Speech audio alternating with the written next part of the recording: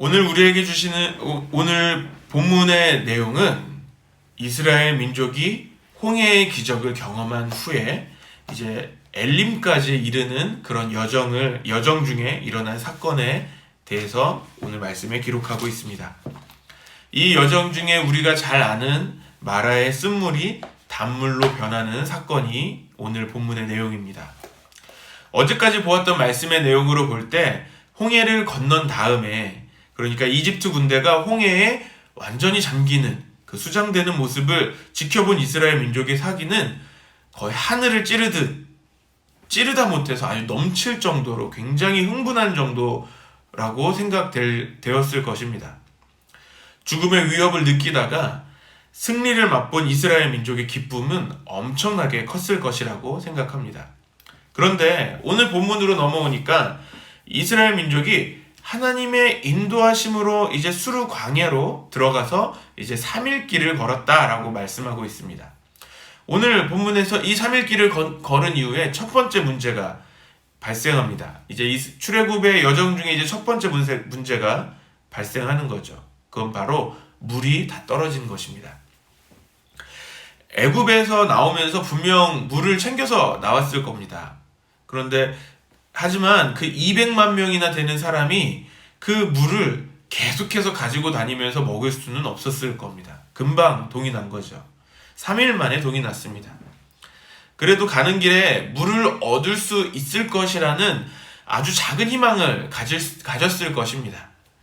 그리고 마라라는 땅에서 물을 발견합니다. 마라의 뜻은 우리가 잘 아는 것처럼 고통, 쓰다, 괴롭다 이런 뜻을 가지고 있죠. 23절 말씀을 같이 보시겠습니다. 마라에 이르렀더니 그곳 물이 써서 마시지 못하겠으므로 그 이름을 마라라 하였더라. 그 땅의 이름이 마라가 된 이유는 그 땅에서 나오는 물이 마실 수 없을 정도로 썼기 때문에 그 땅 이름이 그렇게 된 것입니다. 쉽게 말해서 물이 있다고 갔는데 그 물을 조금의 물도 마실 수 없다라는 겁니다. 눈앞에 조금의 희망이 보였습니다. 그리고 그 희망을 붙잡으면 될 거라고 생각하고 아주 기대가 부풀어 있습니다. 그러나 그것이 내가 원하는 그런 희망이 아닌 것을 확인할 때, 그때 오는 그 실패감과 절망감은 말로 할 수 없을 정도라고 생각합니다. 최근에 저희 가정이 안성에 집을 구하려고 할 때 특히 더 그랬습니다. 요즘 전세가 없다 해서 늘 걱정이지만 가끔 이제 계속해서 이제 그 네이버 부동산이나 이런 데를 계속 살펴보면서 전세가 있다는 걸 보고 바로 연락하면 저희가 연락하는 사이에 다른 사람이 먼저 연락해서 계약을 하거나 아니면 전세 자금 대출이 된다고 써 있어서 안심하고 연락을 하면 저희 가정이 살고 있는 이 LH 전세는 안 된다고 아주 매몰차게 전화를 끊어버리는 그런 경우들을 많이 당했습니다. 이때 굉장히 이 마음이 어렵더라고요. 이렇게 저희와 같은 그런 똑같은 사정은 아니더라도 혹시 그런 절망을 경험해 보신 적은 없으신가요? 이스라엘 민족은 정말 갈급했던 그 물을 찾았습니다. 그리고 그 물을 마실 수 있다는 희망을 가지고 그 마라에 갔지만 결국 마실 수 없어서 괴로워하는 그 상태인 것입니다. 그래서 모세를 향해서 원망할 때 무엇을 마실까? 그걸 같이 고민한 정도가 아니라는 것을 우리가 짐작해 볼 수 있죠. 그래서 24절에 백성이 모세에게 원망합니다. 성경에서는 모세를 향해 원망하고 있다고만 기록하지만 이것이 정말 모세에게만 향한 원망이었을까요? 이 물로 인한 원망은 이제 이 승리의 기쁨을 경험한 이스라엘 민족이 그 승리의 기쁨을 잊어버리고 행하는 첫 번째 원망입니다. 이 원망은 눈앞에 보이는 모세를 향하고 있습니다만 결국 그 뒤에 계시는 자신들에게 그 홍해의 그 바다에서 그 물에서 승리를 주셨던 그 하나님을 잊어버리고 원망하고 있는 것입니다. 그것은 곧 눈앞에 보이는 자신들의 지도자로 세워진 모세를 원망하지만 결국엔 그 뒤에 계신 하나님을 원망하고 있는 것과 같은 것입니다. 우리는 눈에 보이는 그런 상황을 보면서 그 상황을 일으킨 것 같은, 또 그 상황을 주도하는 것처럼 보이는 누군가를 향해서 원망합니다. 제가 그랬습니다. 최근에 계속 그렇게 집을 찾아다니면서 제일 먼저 부동산의 공인중개사를 원망했습니다. 된다고, 전세 있다고 그렇게 올려놓고 연락했더니 없다고 말해. 너무 싫더라고요. 또 나아가서 집 주인들을 원망하게 되더라고요. 좀 가진 거 좀 많으면 좀 내놓지, 뭐 이런 생각. 나중에는 이 요즘 한참 문제되고 있는 이 LH와 이 정부를 원망하는 거예요. 왜 이런 제도를 만들어가지고 왜 사람들에게 희망 고문을 시키나? 라는 원망을 했었습니다. 그런데 저의 원망이 곧 하나님을 향하는 것이었더라고요. 왜냐하면 하나님은 왜 나의 삶을 이렇게 인도하셔서, 나의 삶을 이렇게 이끄셔서 이런 어려움을 겪게 하시는가? 이런 생각으로 원망하고 있는 저 자신을 발견했습니다. 즉 우리의 원망의 중심에는 하나님을 향한 원망이 있을 수 있다는 것이죠. 25절에 모세의 기도가 나옵니다. 모세가 여호와께 부르짖었더니 라고 기록합니다. 여기서 부르짖었다의 히브리어 원어가 차하크라는 동사를 사용하고 있는데요.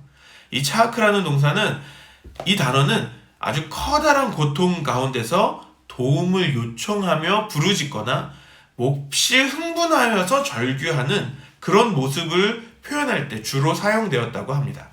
그러니까 지금 모세가 하나님께 기도할 때 정중하게 기도하는 것이 아니라는 것을 알 수 있습니다. 모세는 지금 백성들의 그 아픔을 가지고 기도합니다. 어떤 아픔이죠? 3일을 걸었고 물이 떨어져서 굉장히 목마름에 갈급해하는 그 간절한 그 아픔을 가지고 그 하나님께 기도합니다. 또 그들의 목마름에 대한 간절함과 그 절규로 기도하면서 또 하나님의 마음을 알고 있습니다. 바로 3일 전에 이 이스라엘 백성이 하나님이 주시는 홍해에서 주셨던 큰 승리를 경험했음에도 지금 이스라엘 백성은 하나님을 원망하며 하고 있는 그 마음에, 하나님의 그 승리의 경험을 잊어버린 그 백성들을 향한 안타까움, 그 하나님의 마음으로 또 기도하고 있는 것이죠. 이것은 곧 중보자, 즉 중보기도하는 사람의 마음입니다. 중보기도하는 사람은 하나님과 우리가 기도하는 제목 또는 그 대상자 그 사이에서 그 두 마음을 함께 가지며 기도하는 것입니다. 이것이 바로 중보기도하는 사람의 마음임을 우리가 모세의 모습을 통해서 배울 수 있습니다. 그때 하나님께서 모세에게 한 나무를 물에 던지게 하셔서 그 물을 달게 만드십니다. 그리고 25절에 이 모든 것이 하나님의 계획임을 말씀하십니다. 거기서 여호와께서 그들을 위하여 법도와 율례를 정하시고 시험하실세. 하나님은 지금 이 상황을 만드셨다는 것을 말씀하고 있는 것입니다. 즉 마라 물의 사건은 하나님의 시험의 무대였다는 것입니다. 이 시험의 목적은 무엇이었냐면 곧 이스라엘 백성들에게 법도와 율례를 정하시려는 것이었습니다. 하나님이 주시는 법도와 율례는 곧 26절의 말씀입니다. 같이 보시겠습니다.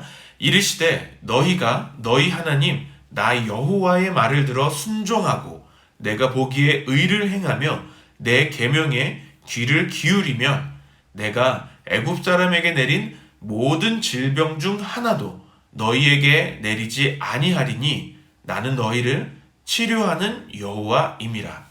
아멘. 하나님의 백성은 곧 하나님의 말씀을 듣고 순종하며 사는 사람입니다. 그것은 곧 오늘 하나님의 말씀대로 사는 것을 말합니다. 그렇게 하나님의 백성답게 살아갈 때 하나님이 주신 약속은 애굽에 내려진 그 질병을 주시지 않겠다는 것입니다. 여러분, 우리가 이 말씀을 우리 치료하시는 하나님, 여호와 라파의 하나님 이렇게 이해하면서 단지 우리의 질병을 낫게 하시는 정도로만 하면 안 됩니다. 그 문자적으로 질병을 고쳐주시는 정도로만 이해해서는 안 됩니다. 오늘 이 사건에, 오늘 이 본문에 지금 마라의 물 사건이 하나님의 시험이라고 말씀드렸습니다. 이 시험은 하나님이 이스라엘 백성이 하나님의 백성으로 살아가기 위한 그 훈련이었던 것입니다. 하나님께서 이 시험을 통해서 보여주신 것은 곧 이스라엘 민족이 스스로 해결할 수 없는 그 문제, 이 물의 문제를 하나님께서 해결해 주시는 하나님이심을 보여주시는 것입니다. 그렇다면 하나님이 말씀하시는 애굽에 내린 그 질병을 이스라엘에게도 하나도, 그 질병 중에 하나도 이스라엘에게 내리지 않겠다고 하시는 것도 같은 의미인 것이죠. 앞으로 하나님은 또 물도 주셨고 또 음식도 주실 것이죠. 그런데 질병의 문제는요, 그 물과 음식보다 더 중요한, 더 심각한 문제입니다. 왜냐하면 그 질병은 생명과 바로 직접 연관이 되어 있기 때문입니다. 물론 이스라엘 백성들이 애굽에 살면서 그 많은 질병들을 경험했을 수도 있습니다. 그리고 그 중에는 그 질병을 낫게 하기 위해서 조금의 의술을 가지고 있는 사람도 있었을 것입니다. 하지만 지금 이스라엘 백성은 어디에 있습니까? 광야에 있습니다. 애굽에 있지 않습니다. 애굽에서 있었던 그 모든 의료 장비들 또는 약품들을 쉽게 구할 수 없는 상태에 있는 것입니다. 그렇다면 하나님께서 여호와 라파, 치료하시는 여호와, 치료하시는 하나님이시라는 것은 곧 이스라엘 백성이 정말 어떤 수도 쓸 수 없는 그 모든 것들을 하나님께서 막아주시고 해결해 주신다는 것을 의미하는 것입니다. 우리 하나님이 어떤 하나님이십니까? 우리의 모든 문제를 해결하십니다. 또 우리에게 다가올 모든 문제를 막아주시는 하나님이시라고 말씀하시는 것입니다. 우리는 여기서 시험에 대해서 다시 한번 생각해 보게 됩니다. 여러분, 우리가 주로 시험을 이야기할 때 훈련과 연단으로 생각해 왔습니다. 네, 맞습니다. 이 시험은 훈련이며 연단입니다. 그런데 오늘 하나님께서 이 마라에서 이스라엘 백성을 시험하시는 것도 역시 훈련이고 연단이었습니다. 그런데 여기서 하나 더. 이 시험을 통해서 하나님이 하시려고 하시는 것이 있었다는 것을 우리가 보았습니다. 그것은 바로 우리 하나님이 어떤 분이신지를 보여주시는 것입니다. 마라의 물 사건으로 하나님은 이스라엘 백성이 해결할 수 없는 그런 문제를 단번에 해결하십니다. 그리고 약속하십니다. 이스라엘 백성이 하나님의 말씀대로 살면, 그러니까 이 말씀은, 이 26절의 말씀은 하나님 백성답게 살면 애굽에 내린 모든 질병 중 하나도 없을 것이라고 약속하십니다. 앞으로 이 출애굽 과정에 진짜로 감당할 수 없는 더 큰 문제가 발생하지 않도록 하신다는 것입니다. 이스라엘이 해결할 수 없는 그 문제를 하나님께서 이미 해결하셨고 또 해결하실 것이라고 약속하시는 것입니다. 우리에게 시험이 오는 이유는 우리에게 하나님의 그 위대하심을, 그 하나님의 크심을, 그 전능하심을 보여주시려고 하는 것임을 믿습니다. 오늘 우리가 그 어려운 시간들을 보내고 있다면, 이 시험과 같은 어려운 시간들을 우리가 보내고 있다면 우리가 기억해야 합니다. 우리가 하나님의 백성으로 살 때 우리의 하나님은 치료하시는 여호와 라파, 우리의 모든 문제를 해결하실 수 있는 그 하나님이심을 기억해야 합니다. 우리가 해결할 수 없는 그 문제들을 하나님께서 해결해 주십니다. 그리고 그 문제들이 오지 않게 우리를 보호하십니다. 그것이 곧 하나님의 약속입니다. 그렇다면 우리가 할 일은 무엇입니까? 단순합니다. 하나님의 백성답게 사는 것입니다. 그것은 곧 하나님의 말씀을 들어 순종하는 삶, 하나님의 백성다운 삶을 사는 것입니다. 그렇게 우리가 살아갈 때 우리에게 다가온, 또 우리에게 앞으로 다가올 그 모든 시험들을 하나님의 승리로 바꿀 수 있는 줄 믿습니다. 하나님의 크심과 위대하심, 그 전능하심을 경험하게 될 것입니다. 날마다 승리를 경험하게 될 것입니다. 하나님의 백성에게 하나님의 역사를 보여주시는 줄 믿습니다. 우리의 인생이 날마다 하나님의 역사를 경험하는 그러한 인생이 될 것입니다. 하나님의 백성답게 살아가는 우리 안성열린교회 모든 성도님들이 되시기를 바랍니다. 하나님의 백성에게 주시는 하나님의 그 놀라운 축복을 누리는 저와 우리 여러분, 우리 모든 성도님들이 되시기를 바랍니다. 아멘.